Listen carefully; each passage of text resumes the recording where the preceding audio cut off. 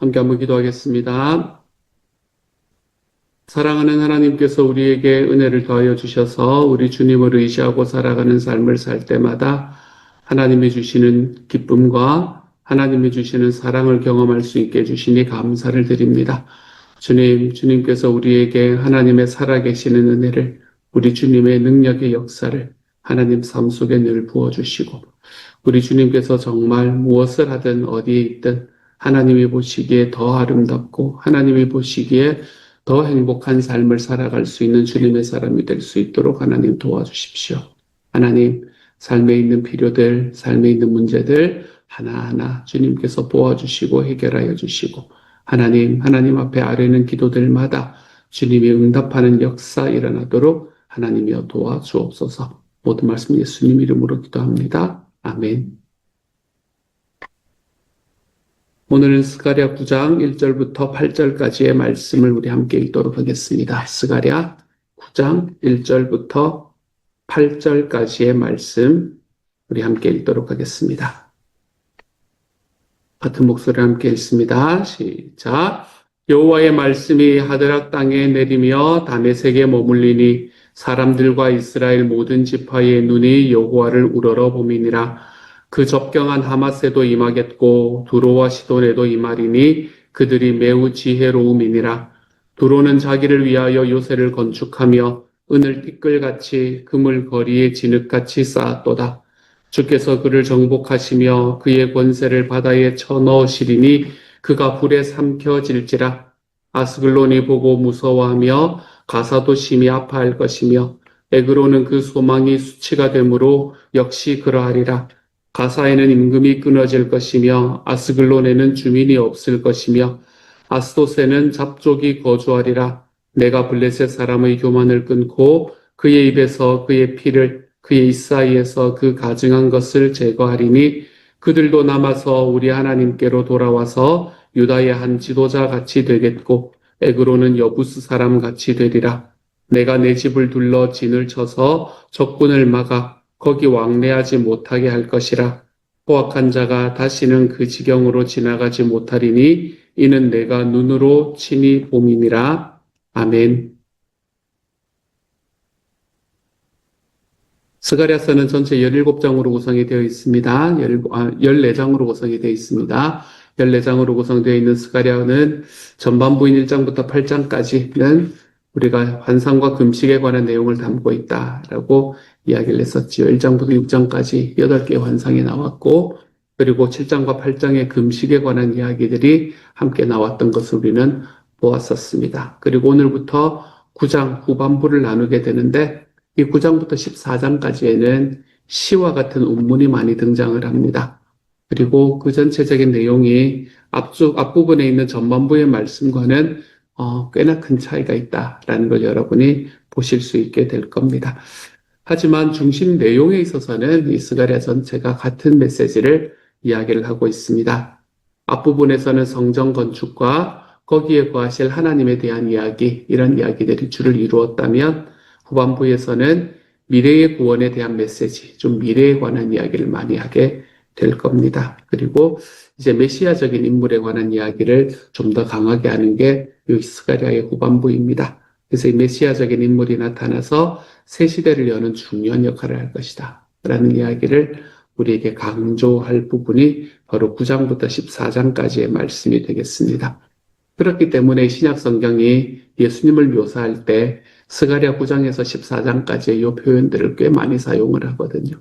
그래서 그 이유가 있습니다. 그것도 바로 여기에 나오는 이 메시아적인 인물이라는 사람이 바로 예수 그리스도다라는 이유 때문에 그렇게 많이 사용을 하고 있는 겁니다.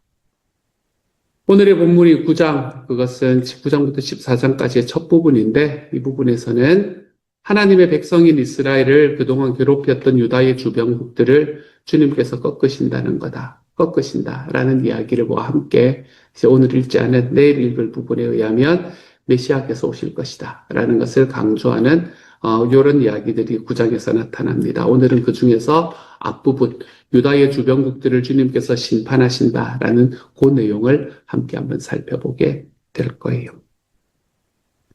1절부터 시작해서 여러 가지 지명이 나타나는 것을 보게 됩니다. 이 지명들은 마치 어떤 느낌인가 하면 하나님께서 이 어떤 군대가 이렇게 쭉 이 나라들을 이렇게 쭉 치고 들어갈 때 이제 우리가 어느 나라를 쳤다라고 이렇게 이야기를 해주는 것 같은 그런 느낌입니다. 그래서 마치 승리의 기록, 어떤 군대의 승리의 기록을 기록하는 것과 같은 그런 메시지입니다.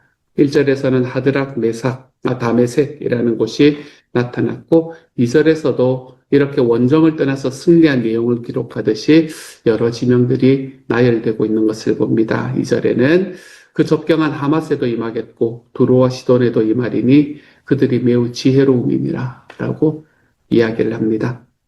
이스라엘의 주변국인 하맛, 두로, 시돈처럼 놀라운 지혜를 가지고 있다고 하더라도 하나님의 징계를 결코 피할 수가 없었습니다. 하나님의 심판과 하나님의 징계는 사람들이 가진, 나라가 가진 지혜로움으로 피할 수 있는 것이 아니었기 때문에 그렇습니다. 특별히 여기에서 나오는 두로와 시돈이라는 이 두 나라는 굉장히 작은 도시국가였습니다. 지중해에 딱 맞물려 있는 굉장히 작은 도시국가였지만 지중해가 붙어 있다라는 이유 때문에 무역을 통해서 굉장히 많은 부를 축적했던 나라였습니다. 굉장히 부유한 나라였어요. 돈은 많이 들어오고 나라는 작았기 때문에 한 사람 한 사람에게 가는 이 부가 굉장히 많았던 그런 곳이었습니다. 하지만 이들이 가지고 있었던 이 막강한 재력도 그들의 안전을 보장해 주지를 못했습니다. 이들도 바벨론이 쳐들어올 때 그들에게 멸망당한 나라들이었기 때문입니다. 이처럼 하나님을 대적하고 멸시하는 지혜, 이런 지혜들은 절대로 심판을 피할 수가 없습니다. 도리어 스스로 높은 채 하는 교만 때문에 반드시 심판받게 된다. 내가 지혜롭다라는 것을 생각하고 내가 그것에 빠져들어가는 순간에 내가 오히려 더 높은 채 하는 교만으로 인해 하나님께서 오히려 반드시 심판하시게 된다는 것을 이야기를 하고 있습니다. 4절에서는 이렇게 말합니다. 주께서 그를 정복하시며 그의 권세를 바다에 쳐넣으시리니 그가 불에 삼켜질지라 라고 말합니다. 하나님은 유다의 대적들을 심판하시고 백성들을 구원해내실 것이다 라고 선포하십니다. 유다의 대적들이 아무리 단단하고 단단히 대비하고 또 그들이 아무리 지혜로웠다 하더라도 하나님의 심판은 피할 수가 없다라고 말씀하고 있네요. 왜 하나님의 심판은 단단히 대비한다고 피할 수 있는 게 아닌가? 그 이유는 모두가 하나님의 권세 아래 있기 때문에 그렇습니다. 하나님께서 심판하시는 그 심판의 물결 앞에 교만함은 반드시 꺾일 겁니다. 하나님은 이렇게 모든 대적들을 물리치시는 분이지요. 5절에서 7절에 나오는 모든 지명들이 있습니다. 여기에서도 여러 지명들이 나옵니다. 여기에 나오는 지명들은 모두가 다 블레셋의 도시국가의 지명들이었습니다. 블레셋의 도시들의 지명이었습니다. 가사, 아스글론, 에그롯, 아스돗 이 네 개의 이 도시들은 가드라는 도시와 함께 블레셋을 이루는 5 도시국가 중에 4개를 이야기를 하는 겁니다. 여기서는 전부 다 블레셋을 치는 하나님에 관한 이야기가 나타나고 있다고 보시면 될 겁니다.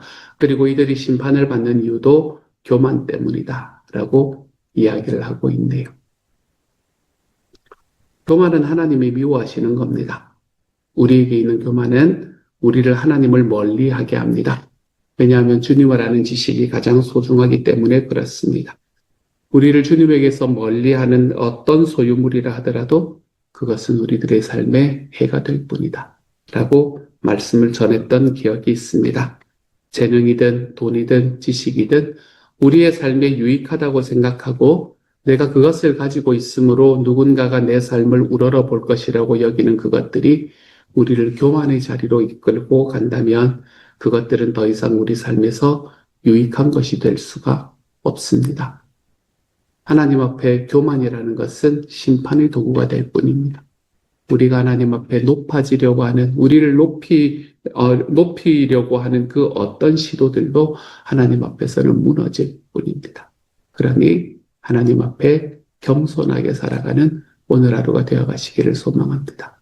하나님, 저는 능력이 없습니다. 그러니 주님께서 이 일을 감당해 주십시오. 우리 하나님 앞에 이렇게 고백하며 걸어가 볼 수 있는 하나님의 사람들이 좀 되어갈 수 있기를 소망합니다. 주님께서 우리의 삶에 베풀어 주시는 은혜가 하나님이 우리에게 주시는 능력이 우리 하나님 앞에 내가 겸손하게 나아갔을 때 내가 내 삶을 책임지는 것이 아니라 주님이 내 삶을 책임져 주시는 그 은혜를 우리의 삶 속에서 좀 경험해 볼 수 있는 오늘 하루가 되어 가시기를 소망합니다. 다시 한번 말씀드립니다, 여러분. 교만은 하나님이 미워하시는 일입니다. 우리가 그 길에서 떠나 우리 주님 앞에 겸손함으로 걸어갈 수 있는 하나님의 사람이 될 수 있기를 우리 주님의 이름으로 축복합니다. 8절의 말씀입니다. 내가 내 집을 둘러 진을 쳐서 적군을 막아 거기 왕래하지 못하게 할 것이라.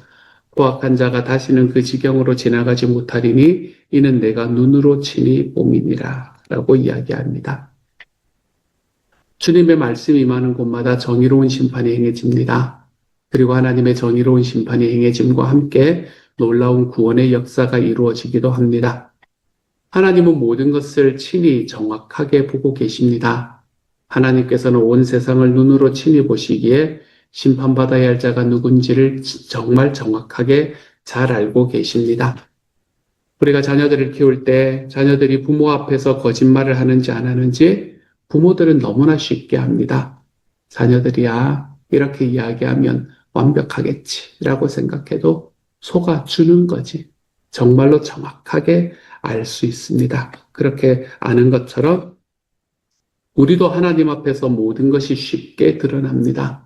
그리고 내가 가진 것 중에 영원한 것이라는 것은 없습니다. 그러므로 우리가 살아가는 삶을 좀 하나님과 함께 살아가는 삶, 우리가 이것에 관한 인식들이 우리들의 삶에 좀 있기를 바랍니다. 한국에 있는 신학교 중에 하나인 고신대학교라는 교회의 신학교의 교훈은 호람데오라는 교훈을 가지고 있습니다. 하나님의 앞에서라는 뜻의 라틴어이지요. 우리가 어디서 무엇을 하든지 누가 우리를 보든지 안 보는지 늘 하나님 앞에서 하는 것처럼 스스로 정직하고 스스로 최선을 다하자라는 뜻을 가지고 있는 그런 단어입니다. 우리는 하나님이 우리의 모든 것을 보고 계심을 언제나 좀 의식하고 살아가야 되겠습니다. 지금 나 혼자 있는 거기에 하나님께서 나를 보고 계신다. 나는 그곳에서 혼자 있는 것이 아니라 주님의 얼굴 앞에 있다. 라는 것을 좀 기억하시기를, 의식할 수 있기를 소망합니다. 그렇게 되면 우리는 스스로를 좀 잘 살펴볼 수 있는 사람이 되어갈 수 있는 것 같습니다. 만약에 내가 하나님의 얼굴 앞에 있다라는 이 사실을 잊고 살아간다면 우리는 언제든지 하나님의 뜻에서 벗어나는 삶을 살아갈 수밖에 없습니다. 하나님은 우리를 오래 참아주십니다. 우리의 잘못을 오래 참아주시지만 그 길이 아니라는 것을 확실히 알려주기 위해서는 가차없이 심판의 손길을 뻗으실 수가 있습니다. 특별히 자기가 가진 것으로 자랑하는 교만의 자리에 주님의 심판의 손길은 주저하지 않습니다. 왜냐하면 바로 그 자리가 죽을 자리이기 때문에 그렇습니다. 그래서 그곳에서 돌이키게 하기 위해서 하나님은 심판의 손길을 주저하지 않고 뻗으시는 분이십니다. 그럼에도 하나님께서 우리의 모든 형편을 보신다라는 이 사실은 한편으로 우리에게 큰 위로가 되기도 합니다. 하나님께서 우리를 심판하신 분이시고 그리고 우리의 삶에 여전히 하나님 앞에 온전하지 못한 부분에 있어서는 주님께서 우리를 심판하시고 징계하시겠지만 여전히 우리의 형편을 바라보고 계신다라는 사실은 우리에게 큰 위로가 되기도 합니다. 우리가 세상을 살아가며 홀로 남겨진 것 같은 순간에도 하나님은 우리와 함께 하신다라는 말씀이기 때문에 그렇습니다. 내가 예수 그리스도를 영접하고 난 이후에 내 삶에 다시는 누릴 수 없는 하나의 아픔, 그것은 외로움이다 라고 말씀드렸지 않습니까? 그렇죠? 주님께서 우리와 함께 계시고 예수님께서 우리와 가족이 되어주시기 때문에 우리는 이제 평생 외로울 권리를 잃어버렸다 라고 말씀드리지 않습니까? 우리가 홀로 남겨진 것 같이 세상의 모든 것이 나에게서 등을 돌린 것 같은 순간에도 하나님은 그곳에 여전히 나와 함께 계셔 주십니다. 하나님께서 이스라엘의 모든 원수를 갚아주십니다. 그리고 주님께서 승리하실 거라고 약속하셨습니다. 그렇게 약속하셨듯이 주님은 우리의 모든 고난을 알고 계십니다. 그리고 우리를 승리하게 만들어 주십니다. 사랑하는 여러분, 여러분의 삶에 어떤 고난이 있는지 저는 다 알지 못합니다. 여러분이 지금 어떠한 삶의 과정을 겪고 걸어가고 있는지 저는 다 알지 못합니다. 하지만 하나님께서 우리에게 하시는 말씀은 분명합니다. 코람데오, 네가 내 얼굴 앞에서 살아간다면 내가 그곳에서 너의 모든 형편을 바라보아 주마 라고 이야기를 하시는 것이 하나님의 메시지입니다. 너가 절대 홀로 있지 않게 하겠다. 너와 늘 함께 하겠다. 라는 것이 임마누엘 되신 예수님의 말씀입니다. 그러므로 사랑하는 여러분, 우리의 모든 고난을 알고 계시고 우리에게 결국은 승리를 안겨주시고야 말 이 하나님이 우리의 하나님임을 기억하고 오늘 하루 고난 속에서도 아픔이 있다 하더라도 우리 하나님 앞에서 주님이 나와 함께 계시기 때문에 이겨낼 수 있는 하나님의 사람들이 되어갈 수 있기를 우리 주님의 이름으로 축복합니다. 같이 한번 기도하도록 하십시다. 사랑하는 하나님께서 우리에게 은혜를 베풀어 주시니 감사합니다. 하나님, 우리의 삶의 교만함이 싹이 잘리도록 주님 도와주십시오. 하나님 앞에서 내가 자랑할 것이 없구나. 주님, 이것이 우리의 삶에 늘 고백이 될 수 있게 하여 주십시오. 교만한 일을 향해서 하나님께서 심판하시는 그 심판이 하나님 우리의 삶에 닥치지 않도록 하나님께서 저희의 삶을 인도하여 주십시오. 사랑하는 하나님, 우리가 주님 앞에 살아갈 때에 주님의 얼굴 앞에서 살아가는 것 같은, 호람되어 하는 것 같은 하나님 그런 삶을 살아가게 하여 주십시오. 주님이 우리와 늘 함께 계시고 내 삶을 지켜보아 주시니 하나님, 내가 하나님 앞에 잘못하는 일들이 있을 때는 그걸 바라보는 주님을 기억하고 근신하게 하시고 하나님, 내가 하나님께서 하나님 앞에 어려움과 아픔을 당할 때에는 그 주님의 앞에 내가 서 있음을 기억하며 나와 늘 함께 계시는 예수님을 바라볼 줄 아는 우리의 삶을 하나님께서 좀 만들어가 주시기를 소망합니다. 그래서 주님 앞에 살아가는 모든 삶의 과정에 단 한 번도 외롭지 않게 주님 앞에 걸어가 볼 수 있는 하나님의 사람이 되도록 주님 도와 주옵소서. 모든 말씀을 우리 주님 예수님 이름으로 기도합니다. 아멘.